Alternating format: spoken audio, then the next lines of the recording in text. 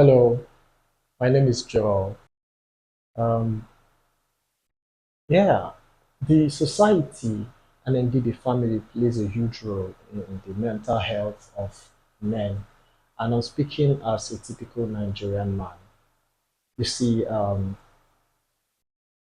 a man, the society obviously has told us to, toughen up, should always act tough, even in the face of adversities, whether they are naturally induced or not.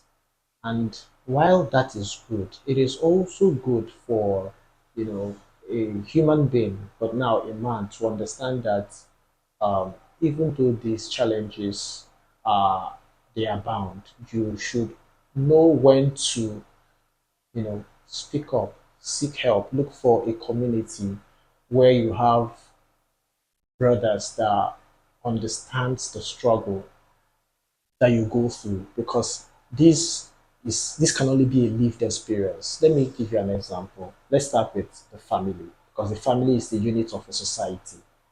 Um, in the family, right? Let's start from before you get into your own family.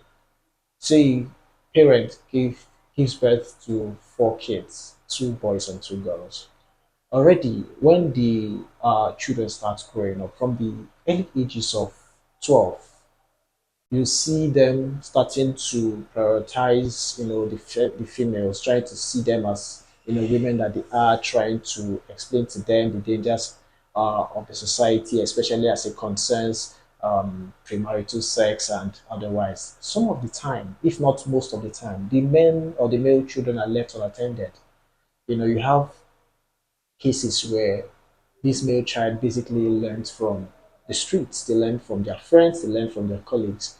And as parents, it is your primary responsibility, speaking as a parent, it's our primary responsibility to talk to the children when they are still at home, make them understand these things, make them teach them what these things are, regardless of whether it is on reproductive health or the ease of the society. Make them understand these things from home. So when they are growing up or when they go outside, whatever it is they hear outside, it will be secondary information. It will be added information. It will not be the original content of what they should know.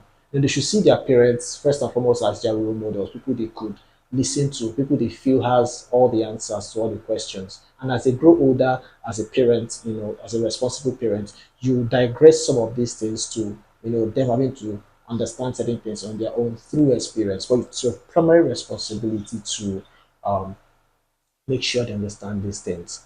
But most of the time, especially in Nigeria where we are in, it's almost not the same. In every family, there are some topics that are sacred. You see them not talking about some issues that should be talked about, that they should know from their homes. And yeah, as they keep growing up, you see cases of where sons are taught early to take responsibilities of a parent. You see a son, a boy of 14, 15, is trying so hard to, especially from the backgrounds that are not, excuse me, are not so fortunate. You see them trying to take care of certain responsibilities. While it is good, there is no distinction between where they should stop and where they should continue. You see them doing most of the work. You see the parents just be reliant, and sometimes these children will come back home. They'll bring properties that they should not have access to or should own by that particular age. And you see the parents are not questioning to say, where did you get this from? How did you come about this? And in time, they feel it is normal, and the parents keep subletting some of these responsibilities to these children from that tender age. And this is where the society now comes to play, because if you do not take care of your children, if you don't train them, the society will. And if you're taking care of your training your children, you get to filter the things they have access to, information they have access to. But when you don't do that, the society will give it to them raw, and they learn everything, the good, the bad, or the ugly, without any form of filter you know. And I think I was talking about from the children perspective. Now, as men in the society, as a husband and as a father, I was having a conversation with my friend some days ago about how men we don't look after ourselves. There are so many non-governmental organizations today for women, and these organizations were founded for women by women, and they have sponsors from big organizations, majority of which are from the women organization like the Bill and Melinda Gates Foundation, the Helen Keller Foundation. These are women, strong women that have made an impact in society and are doing so many projects to help the women. We also have force culture, even though they will claim they are for everybody, but we know they are more on the girl child, and that's valid. So there are almost no organizations for men, and we will come and we'll wonder why these things are so.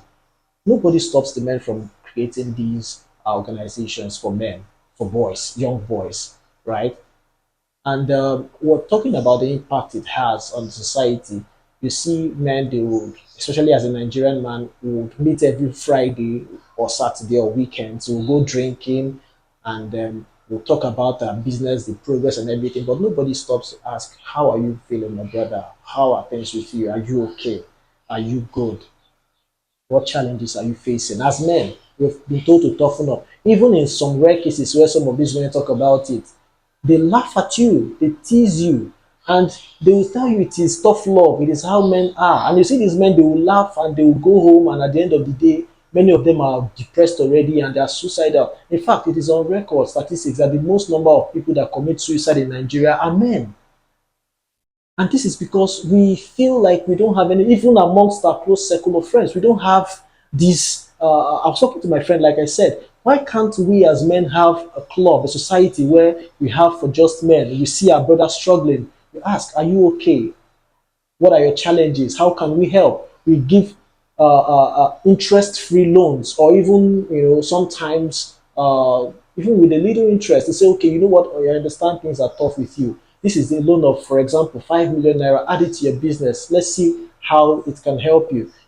Now we come to the family.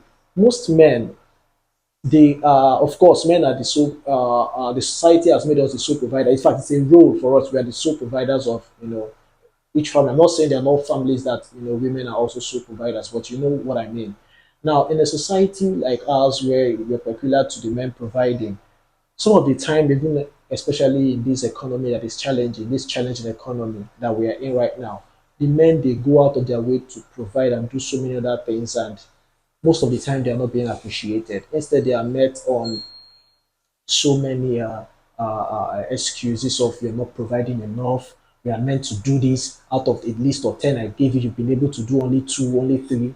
How come? Why are we not doing this? Instead of to appreciate, oh, my husband, I can see you've provided for 5 out of 10. Wow, that is so much. We thank you for your effort. We thank you for this you're doing. And I believe, in time we would see how we can be able to meet the rest of these things. The type of encouragement we need sometimes from our spouse, from our partners, we don't get it, and it's demoralizing. Yes, we will not come and complain and say this, but deep down in our closets, we feel these things. Sometimes you come back from work, you are stuck in the car for like 30 minutes trying to present yourself in such a manner that will not seem like you're depressed when you face your family. As men, it's tough, but we have to put on a facade every time we come out, even when we are amongst close friends that we should be free and open up. Almost all of the time we are wearing a facade, and that is not good, if you ask me. So society should understand that as men, even though it is our role to do these things, we should also be seen as a human being that can be encouraged from time to time. We are not saying we are abdicating our responsibilities, but from time to time, appreciation, words of encouragement make us to feel like we are doing our best, and support. When you get these things as a man, I believe there is no challenge that you cannot be able to surmount. So yeah, I think the society should take a look again how they look at men and the kind of responsibilities or pressure that they put on us as men. We are not superhumans; we are humans, and we deserve every form of support and encouragement we can get every once in a while. Thank you.